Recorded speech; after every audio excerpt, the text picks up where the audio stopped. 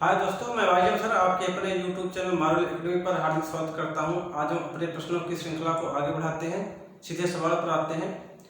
यदि वीडियो अच्छा लगे तो चैनल को लाइक, सब्सक्राइब और शेयर जरूर करें। जैसे सवाल आपको सामने लिखा गया है, आपके सामने सवाल का कलेक्शन है। यहाँ पर दो सवाल को हमने लिखा है, दो प्रश्नों की श्रृंखला है आपके पास।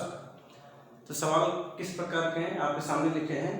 आप इन सवालों को अपने स्क्रीनशॉट ले लो, फिर हम सवाल को हल करने की कोशिश करते हैं। देखिए सवाल में ये लिखा है, एक छात्र को एक आयत की लंबाई तथा चौड़ाई मापने के लिए कहा है। उसने लंबाई को 10% ज्यादा नाप दिया है, चौड़ाई को 20% ज्यादा नाप दिया है। तो आयत का क्षेत्रफल कितने वर्ग सेंटीमीटर बढ़ जाएगा यदि आयत का एक्चुअल में जो प्रारंभिक क्षेत्रफल, हकीकत में जो क्षेत्रफल है वो 300 वर्ग सेंटीमीटर है। तो आपको कुछ करना नहीं है, वही हम 10 × 10 के नियम को फॉलो करेंगे। यहाँ पर आयत के क्षेत्रफल की बात की जाए तो हमको पता है आयत का क्षेत्रफल होता है लंबाई × चौड़ाई। जब लंबाई × चौड़ाई है, दो ही वेरिएबल है, 10 × 10 दो बार लिखा जाएगा। तो आपको पता है कि जो 100% होता है यही हमारी वास्तविक वैल्यू होती है, यही हमारी प्रारंभिक वैल्यू होती है, यही हमारा मूल मान होता है। हम आगे बढ़ते हैं। जैसे यहाँ पे लिखा है कि 10 × 10 बराबर कितना हो गया 100। अब बोला ये गया है कि आयत की लंबाई को 10% बढ़ा दो। अगर 10% बढ़ाओगे 100 में अगर 10 जोड़ते हैं तो 110 होता है, 10 से भाग लो तो 11 हो जाएगा। 11 × चौड़ाई को बोला है 20% बढ़ा दो, 100 से 120, 10 से भाग के 12, 11 × 12 आपका हो जाएगा 132। अगर यहाँ पर देखा जाए तो कुल मिला के जो क्षेत्रफल होगा वो 32% अधिक होगा। अगर क्षेत्रफल आपका 32% अधिक होगा, जो हमारा प्रारंभिक क्षेत्रफल हमारा जो दिया गया है, जो इनिशियल एरिया है, उसमें 32% का इंक्रीमेंट कर दो। या 32% का इंक्रीमेंट करेंगे, ये आ जाएगा, ये हमारा आ जाएगा प्रारंभिक क्षेत्रफल हमारा कितना दिया है। प्रारंभिक क्षेत्रफल हमारा है 300 वर्ग सेंटीमीटर स्क्वायर। इसमें हम 32% इंक्रीमेंट करेंगे तो हो जाएगा 300 × 132, केवल 32% बढ़ाना है। तो 32% का ही मान पूछा है, 32/100, ये आपका 32 × 96, ये आपका 96 वर्ग सेंटीमीटर क्षेत्रफल अधिक माप दिया है। तो मेरे कहने का मतलब ये है, कुछ करना नहीं होता है। आपको पता है कि 10 × 10 का नियम वहाँ पर लागू होता है जहाँ पर फार्मूले में चरों से केवल और केवल मल्टीप्लाई हो, या अचर से गुणा अथवा भाग हो, या 10 × 10 का नियम वहाँ पर भी लागू होता है जहाँ पर परिणाम गुणनफल के द्वारा प्राप्त होता है। तो यहाँ पर सवाल दिया था कि आयत की लंबाई को उसने 10% अधिक नाप दिया, चौड़ाई को भी 20% अधिक नाप दिया, तो क्षेत्रफल में क्षेत्रफल कितना बढ़ जाएगा, सवाल पूछा है। तो यहाँ पर आपका प्रारंभिक क्षेत्रफल दिया था, प्रारंभिक क्षेत्रफल दिया है 300 वर्ग सेंटीमीटर। जब 300 वर्ग सेंटीमीटर है, यहाँ पर हमने 10 × 10 के रूल को लगाया तो यहाँ 11 आ गया, यहाँ 12 आ गया, 11 12 132, 32% आपका क्षेत्रफल अधिक आएगा। जो हमारा प्रारंभिक क्षेत्रफल उसी का 32% निकाल लेंगे तो आपको पता चल जाएगा कितना क्षेत्रफल बढ़कर आया है। हम अगले सवाल की ओर बढ़ते हैं। अगला सवाल भी सेम इसी प्रकार का है। अगला सवाल ये लिखा है, एक मजदूर के प्रतिदिन की मजदूरी को 20% बढ़ा दिया जाता है। प्रतिदिन की मजदूरी है उसको 20% बढ़ाया जाता है, लेकिन उसके साप्ताहिक कार्य समय को 10% घटा दिया जाता है। इसका तात्पर्य ऐसे समझो, जैसे मान लो कोई मजदूर है, एक सप्ताह में मान लो 7 दिन काम करता था, तो उसको किसी रेट से पैसा मिलता था, उसकी मजदूरी बनती थी। लेकिन उसको बोला गया कि ऐसा करते हैं कि तुम्हारे एक दिन की मजदूरी को कुछ बढ़ा दिया जाता है, लेकिन तुम 7 दिन की बजाय अब 6 दिन ही काम करो। अब जैसे आपको ये दे दिया जाए, जैसे मान लो कोई व्यक्ति है, अगर मान लो 200 रुपये रोज कमाता है, पूरे सप्ताह काम करेगा तो कितना कमाएगा 1400 रुपये। लेकिन अब कहा गया है तुम ऐसा करो कि तुम्हारा सैलरी हम 250 कर देते हैं, लेकिन तुम कितना करो, तुम 6 दिन ही काम करो। अगर 250 छक्का करेंगे तो 1500 रुपये हो जाएगा, तभी उसको बेनिफिट हो रहा है। अगर मान लो यही बोलेगा 250 बजाय कुछ 6 दिन की बजाय मान लो 5 दिन कर देगा, जब 5 दिन करेगा तो 25 पंजे 125 हो जाएगा, 1250।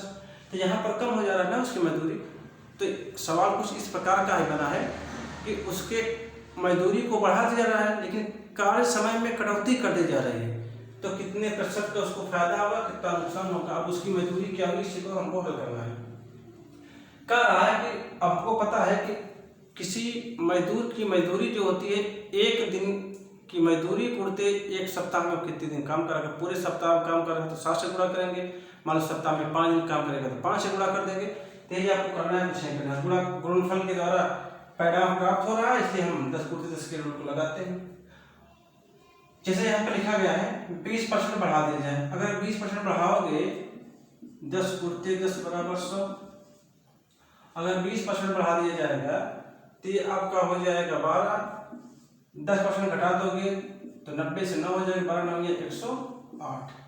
हमारा कहने का अगर पहले हम 100 रुपये मजदूरी पाते थे और हमारा 108 रुपये का पारिश्रमिक प्राप्त होगा। सवाल में क्या है, इस तरह उसे अब 3780 रुपये प्राप्त हो रहे हैं। अब उसको ये जो 108 है इसी का मान हमारा क्या है 3780 रुपये। इसका तात्पर्य ये है कि ये 108% का जो मान हमारे पास आया है, 108% का मान है 3780 रुपये। तो बोला है कि उसकी प्रारंभिक मजदूरी क्या थी, पहले उसको कितना मिलता था, 100% उसको पहले मिलता था। तो 1% बराबर हो जाएगा 3780 डिवाइड बाई 108 और 100% उसकी हो जाएगी प्रारंभिक मजदूरी। तो 100% बराबर हो जाएगा 3780 बटे 108 गुणते 100। इसको हल करोगे तो 12 3 36 हो जाएगा, 12 9 108, 12 15 में 180, तो 9 3 27, 9 5 45, 35 गुणते 100 बराबर हो जाएगा 3500 रुपये उसको पहले मिलते थे। तो इसको हम अपने उस तरीके से भी लगा सकता हूँ जैसे हमने आपको बताया था कि 20% की वृद्धि, जैसे मान लो पहले ये भी हमने आपको एक तरीका बताया थे। जैसे इसके पहले वाला का सवाल देख लिया जाए तो इसके पहले वाला जो सवाल था वो कुछ इस प्रकार का था। पहले बोला था 10% की वृद्धि। 10% की वृद्धि का मतलब होता है 1/10, अर्थात 10 से कितना हो गया 11 हो गया। 10 से कितना कर दिया गया उसने 11 नाम दिया। फिर बोल रहा है कि 20% की फिर वृद्धि कर दिया चौड़ाई में उसने। 20% में होता है 1/5, अर्थात ये 5 से 6 कर दिया। 10 25 50, 11 छक्का 66, बढ़ा कितना है 16। इस 50 का जो उसने मान दिया था हमको बोला है कि प्रारंभिक जो क्षेत्रफल था वो 300 दिया था। अगर 300 दिया होगा इसमें कितने गुणा कर दे, 300 जाए 6 से तो 50 छक्का 300, तो 66 छक्का हो जाएगा 396। अगर देखा जाए तो पहले 300 जो उसका प्रारंभिक क्षेत्रफल था अब ऊपर के हो गया 396, तो बढ़ा कितना है 96 वर्ग सेंटीमीटर ही तो बढ़ा है। जो इसके पहले हम सवाल लगाए थे कि किसी आयत की लंबाई में 10% की वृद्धि कर दी जाए, उसने तो बस गलती से 10% अधिक नाप दिया है, चौड़ाई को 20% अधिक नाप दिया है। तो अब उसने क्षेत्रफल पहले से कितना ज़्यादा माप दिया है। यदि वास्तविक आयत का क्षेत्रफल 300 वर्ग सेंटीमीटर रहा हो तो इसके पहले वाला यही सवाल था। तो इसको हम ऐसे कर सकते हैं, अगर 10% की लंबाई में वृद्धि कर रहा है 1/10, 10 से हो गया 20% की वृद्धि उसकी चौड़ाई में कर रहा है 1/5, 5 से हो गया 6, 10 25 50 दिया है 50 से कितना हो गया 66। इस 50 का जो मान है सही से दिया है 300, तो कितने गुणा कर देते हैं 6 से, तो 66 में 6 गुणा करो 396, तो बढ़ा कितना 96, यही हमारा आंसर। और इसको हम आगे की तरफ प्रोग्रेस, अब आगे की तरफ हम बढ़ते हैं अपने अगले सवाल की ओर। अब सवाल ये कहा है कि जैसे मान लीजिए दोस्तों, जैसे कि सवाल आपके सामने लिखा हुआ है कि एक व्यक्ति खाद्यान्न पर रुपये 500 खर्च करता है। खाद्यान्न के मूल्य में 40% की वृद्धि हो जाने से खपत में 10% की कमी कर देता है। फिर भी खाद्यान्न पर होने वाला वृद्धि रुपए में है। आपको 4 ऑप्शन दिए गए हैं, 112 रुपये बढ़ा, 116 रुपये बढ़ा, 130 रुपये बढ़ा कि 90 रुपये बढ़ा। तो सवाल ये कहा है कि खाद्यान्न के मूल्य में वृद्धि हो गई तो कोई व्यक्ति अपनी खपत को ही कम कर दे रहा है। खपत इतनी कम कर देने के बावजूद भी उसको वृद्धि होने के कगार पे आ गया है, तो कितना उसका खर्चा पड़ गया उसी को हमको समझना, उसी को हमको कैलकुलेट करना है। देखिए ध्यान से, यहाँ पर 10 गुणते 10 का नियम लगेगा क्योंकि हमारा यहाँ जो परिणाम है गुणनफल के द्वारा ही प्राप्त हो रहा है। हम इसको हल करते हैं, ये आपका हो जाएगा 10 गुणते 10 बराबर हो जाएगा 100। का मूल्य में 40% की वृद्धि है तो 100 से 140, 10 से भाग के 14, ये हमारा आ जाएगा 14 गुणते। फिर बोला है कि खपत में 10% की कमी, अगर 10% की कमी करेगा 100 से 90 हो जाएगा, 10 से भाग कर 9 आ जाएगा, 14 9 126। फिर भी उसको 26% ज़्यादा खर्च करना पड़ रहा है। अपनी खपत में कमी किया, लेकिन कुछ नेसेसरी चीज़ें ऐसी होती हैं इससे कम नहीं किया जा सकता है। तो वही कहने का मतलब यहाँ फिर भी उसको 26% ज़्यादा खर्च करना पड़ रहा है पहले से। पहले वह 500 रुपये खर्च करता था अब कह रहा कितना रुपए बढ़ जाएगा, 500 पे 26% वृद्धि हो जा रही है। तो 500 का 26% निकालोगे तो 500 गुणते 26/100 करोगे, 26 पंजे 130, तो 130 रुपया उसको अब ज़्यादा खर्च करना पड़ रहा है। अगले सवाल की ओर बढ़ते हैं। इस सवाल को भी हम अपने सेकंड वाले मेथड से भी लगा सकते हैं, जैसे मैं एक बार दिखा दे रहा हूँ। इसे कहा गया है कि 40% की वृद्धि, 40% की वृद्धि का तात्पर्य होता है 40% होता है 2/5, अर्थात ये 5 से कितना हो गया 7।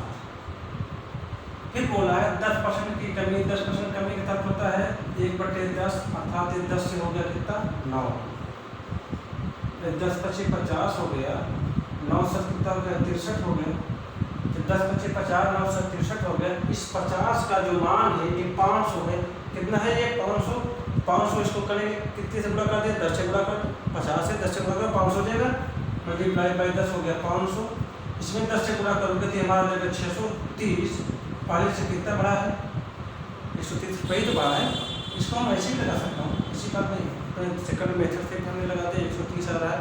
अब हमारे चौथे सवाल पर बढ़ रहे हैं। दोस्तों हमारा अगला सवाल आपके सामने लिखा गया है कि रामू एक कंपनी में डेली वेज पर नौकरी करता है। रामू एक कंपनी में डेली वेज पर नौकरी करता है, यदि उसकी मजदूरी में 10% की वृद्धि कंपनी द्वारा कर दी गई, लेकिन कार्य समय को 10% घटा दिया गया। इस प्रकार उसे अब पारिश्रमिक के रूप में रुपये 198 प्राप्त होता है। तो रामू के प्रतिदिन की आय में कितने रुपए की कटौती हुई? वही है, मजदूरी कम कर दी जाती है, सॉरी मजदूरी बढ़ा दी गई है लेकिन कार्य समय को कम कर दिया गया है। तो किसी मजदूर की जो मजदूरी होती है, अगर कभी कभी होता है कि प्रति घंटे के हिसाब से मिलती है, इतने घंटे काम करोगे इतना आपको रुपये मिलेगा, हर घंटे का मान लो 20 रुपये देंगे, अगर 8 घंटे काम करेंगे तो 60 रुपये देना पड़ेगा। तो उससे बोला कि ऐसा करते तुम्हारी मजदूरी को हम बढ़ा दें लेकिन कार्य समय को कम कर दिया जा रहा है। तो वही यहाँ पर भी जो परिणाम प्राप्त हो रहा है वो गुणनफल के द्वारा ही प्राप्त हो रहा है। सवाल ये बोला अब उसको रुपये 198 की प्राप्ति हो रही है, तो उसके प्रतिदिन की आय में कितने रुपए कटौती हुई? तो हम हल करने की कोशिश करते हैं। जैसे यहाँ पर लिखा गया है कि कंपनी द्वारा मजदूरी में 10% की वृद्धि, तो 10 गुणते 10 पर कितना हो जाएगा 100, 10% वृद्धि होगी थी 11। फिर बोला है कि कार्य समय को 10% घटा दो, कार्य समय को 10% घटाओगे 100 से 90, 10 घटाओगे तो 9 हो जाएगा, 11 9 99। पहले उसको जितने रुपए मिलते रहे होंगे लेकिन अब उसको मिल रहा है 198 रुपये। मैं इसी को हल करने की कोशिश करूंगा तो यहाँ पर देखा जाएगा तो ये हमारा 100% है, अगर ये 99% है, अर्थात इसी 99% का जो मान है वो 198 है।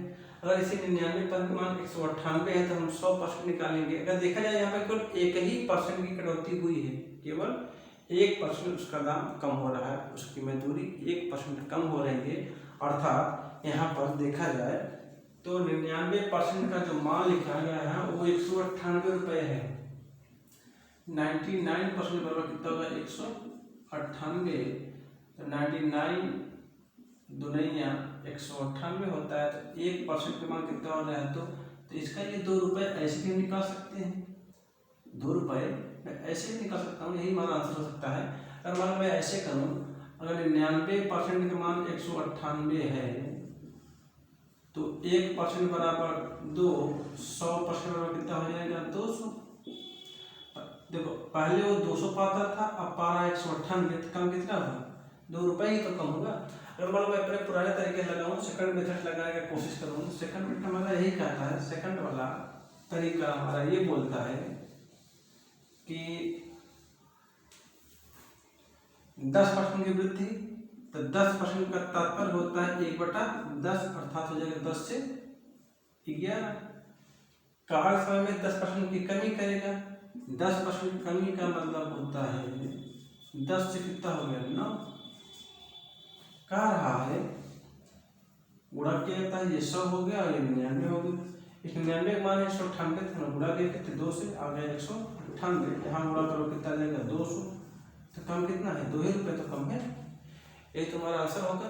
तो दोस्तों यदि वीडियो अच्छा लगे मेरे चैनल को लाइक, सब्सक्राइब और शेयर जरूर करें। 10 गुणते 10 का हमने अब तक 4 लेक्चर हो चुके हैं। कल हम अपने 5वें लेक्चर की ओर बढ़ेंगे। हो सकता है कल 10 गुणते 10 का नियम की समाप्ति हो जाए, फिर उसके बाद हम अपने अगले कॉन्सेप्ट की ओर बढ़ेंगे। तो दोस्तों, हम आपसे विनम्र निवेदन करते हैं कि चैनल को लाइक, सब्सक्राइब और शेयर जरूर करें। आपका शेयर, आपका लाइक हमारे लिए बहुत मोटिवेट करेगा। दोस्तों धन्यवाद।